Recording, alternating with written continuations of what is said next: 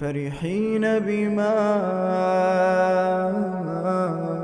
آتاهم الله من فضله ويستبشرون بالذين لم يلحقوا بهم من خلفهم ألا خوف عليهم ولا هم يحزنون يستبشرون بنعمة من الله وفضل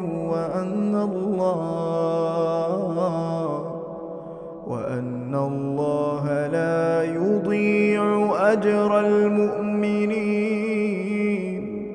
وأن الله لا يضيع أجر المؤمنين